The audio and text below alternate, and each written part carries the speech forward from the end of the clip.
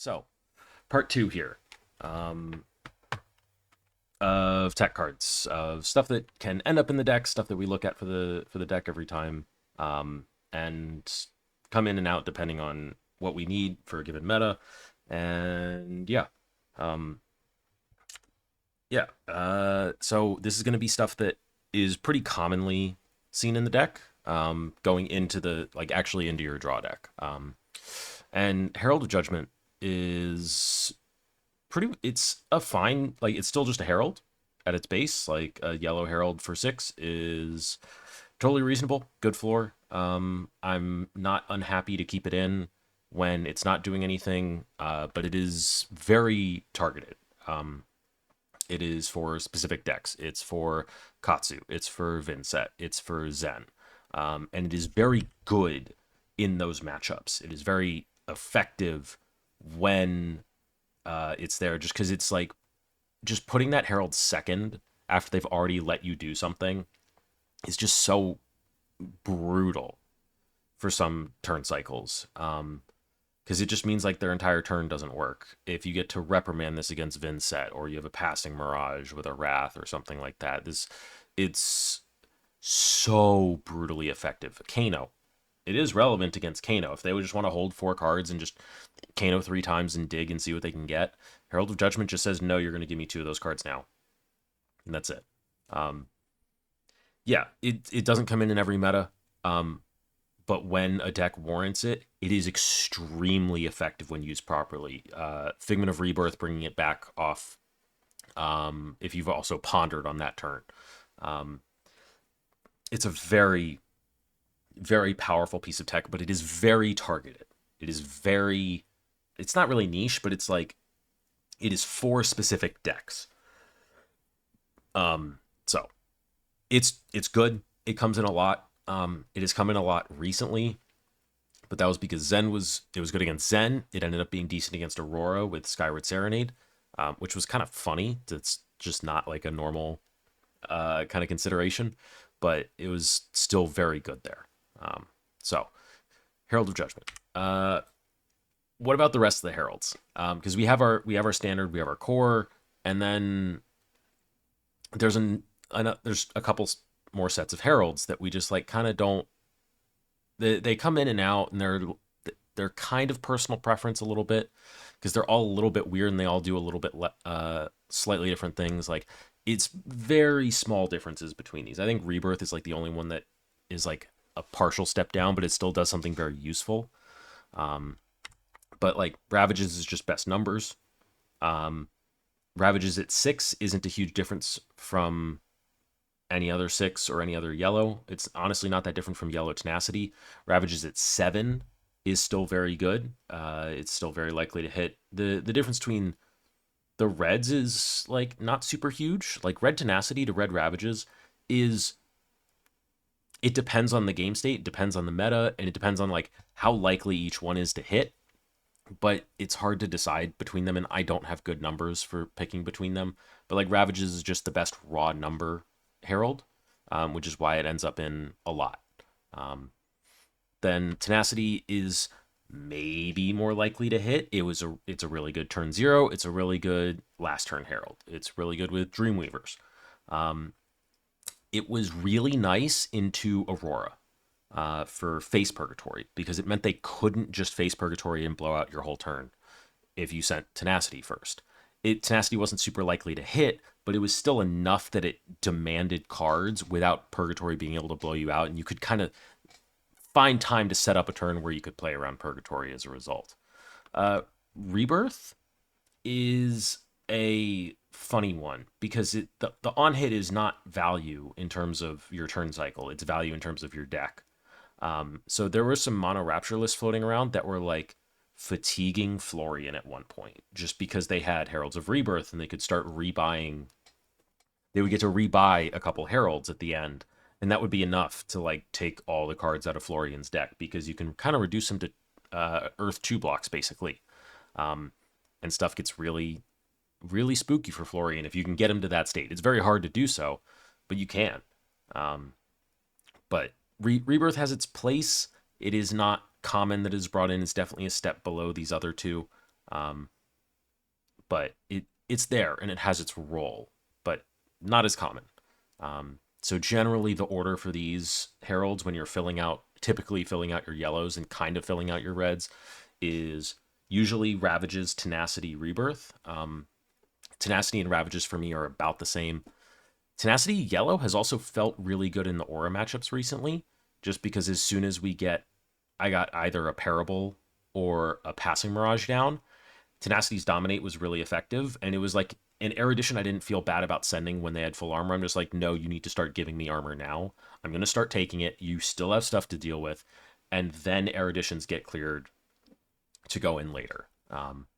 So I like for Nats, I was on 3 red Ravages and 3 yellow Tenacity. So I had split that number, and I was pretty happy with that.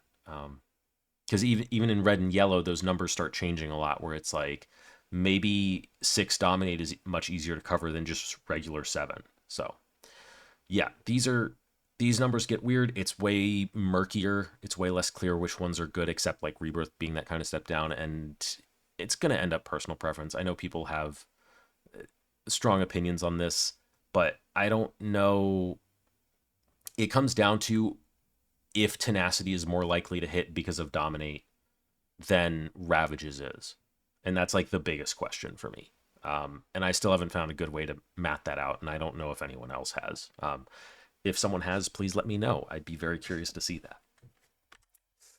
Dissolve Reality. This Dissolve Reality doesn't come in as much as it used to. It was very good against like full power Zen, because they would put Art of War in their arsenal or Ancestral Harmony. And getting to just people have a tendency to arsenal their powerful cards or their like really important pieces, their starters from Draconic Ninja, and just sniping that is usually worth more than a card. And if your ponder is roughly equal to their ponder, we're fine with that. We're going to do this where we don't sack an arsenal usually. I definitely have done this where I have sacked an arsenal, but those are weird games. Very, very rare, but it's a good card. It is subtly trading up in ways that like you can't, that are hard to like numerically evaluate. Because you're just like shipping that card down the road, but you're shipping this card for one of their best cards, which if you're taking their Art of War, that's, I don't know, it's anywhere between 4 and 10 damage, depending on the exact draw. Against Zen, when he had Stride of Reprisal, it was probably close to 10 that you would just ship to later. And sure, Zen shuffles and he gets to see the Art of War again relatively soon, potentially. But when you do this against other decks, it's not bad. If we ever see a New Horizons Ranger really show up again, this card starts getting really interesting again, because it can go just +1. Most New Horizons deck ponder pretty well, and that's part of the reason that I like don't love this card, is just like into decks that ponder really well, I don't want to play this card as much, just because our ponders are not guaranteed. There's something like 80%, I think. But it's still worth something to take that arsenal and replace it with a random arsenal. It is still worth something. So, it is still very safe for you to run yellow 3-block. We're very happy about that. It's a great floor. The play patterns to actually play it are very safe. Yeah, and it's great. It's particularly good against the other aggro decks, especially once the deck is like has cards that give it multiplicative value, it can get really interesting. If you want to play this against Kano, you probably could. That might be kind of funny. I don't think we need it for Kano. But if that card in their arsenal is a Rake Over the Coals or Spreading Flames, those are really good cards to hit. And you're not going to necessarily know that, but like these are the kinds of cards that end up in people's arsenals. So then the odds that you hit a decent card and bottom it, they're pretty good. So this card will trade up without you knowing it. And it is honestly, I need to play with this card more, because I think I'm probably underestimating it, or I'm not giving it the testing that it probably deserves, in all honesty. that all you got? Pretty face up card. It's just raw value. This is just gain 2 health. And otherwise, it has a really solid floor. It's our yellow for turn, or it's a 3-block. It being our yellow for turn is totally fine. It's a card that we can sit on in Arsenal for a while and be pretty happy about against the right decks. It doesn't come in against everything, of course. The meta kind of has to be good for it. And even like once when Aurora was doing her thing, like at the beginning, the Aurora decks would swing Starfall a lot. But once we started getting closer to like London and towards the end of Aurora's time, there was a lot less blues and a lot less swinging of Starfall. And even into us, they stopped bringing Tunic, which means even less Starfall swings. So that all you got for me, like, it started losing a lot of its value just because it was less consistent. I don't think I ever went above 2 of them against Aurora, and I'm pretty happy with that. In all honesty, it's a good card. It's decent, and the floor is much better for us than for most other decks, just because it fits what we like. It doesn't mess up a hand, so it's good. It's a little meta dependent. It's not crazy meta dependent. It'll against like the ninjas right now, it'll be decent. It'll be solid. Not so much the assassins. The assassins are a little weird around it. It's not great against like Fang, even though the dagger is 1, it's not actually 1. And then it's just the question mark actually for me right now is Gravy Bones and whether or not blocking Tipples, blocking Saltwater Swells, blocking Murderous Rabbles, blocking Limpets. This card is actually pretty interesting there if you're on a Rapture plan. If you're not on a Rapture plan, I'm not sure it's good enough, just because it's not a light card. That is a downside for that all you got, is you don't want to be running it when you're on Vestige. But it's just a solid card when you're on a Rapture plan, which is a value game plan anyways. So yeah, very good card. Very, in some metas, very happy to run it. It was very good against Zen, of course, whether they were on Needles or on Stick. Tiger Taming Kakara, it was a very good card. So I was very happy to have it there. In somewhat of a similar vein, Warmonger's Diplomacy is, if we took that all you got and we went even further, which is to say that it is like even more targeted. There are very specific decks that it is trying to hit. But I think it's just even less consistent than that all you got is.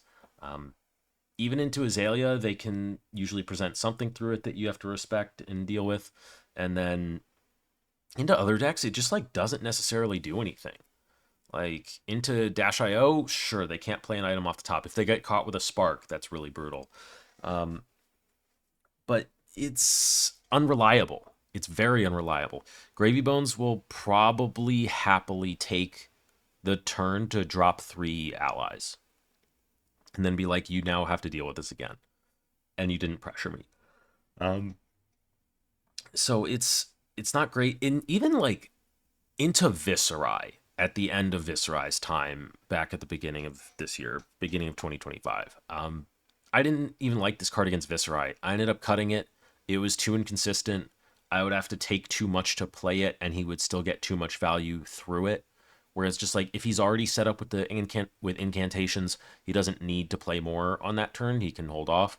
If he isn't set up with incantations or rune chants, he just sets up 8 or 10 value that he still gets. And then any angel I make on the next turn cycle is just 1 value guaranteed.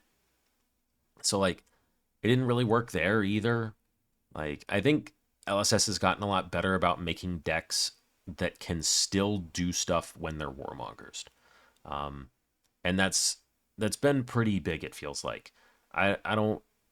This card is not nearly as impactful as it used to be. I think it's still just got the same price tag because of, like, price memory, but, like, it's not a card I've really liked in the deck recently. It hits Azalea, but Azalea's about to go. And I don't know that it hits Azalea a ton, and that matchup is so fast that I don't know I want to be playing it. It's a good play when you're under red in the ledger. It is a pretty good play when you're there, but I don't know.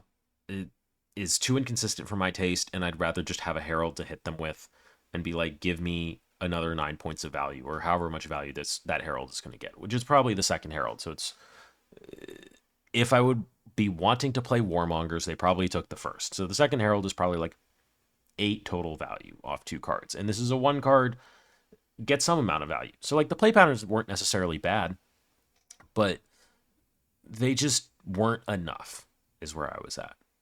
So, yeah. So then that's part 2. Breaking this up, part 3 coming out soon. Peace.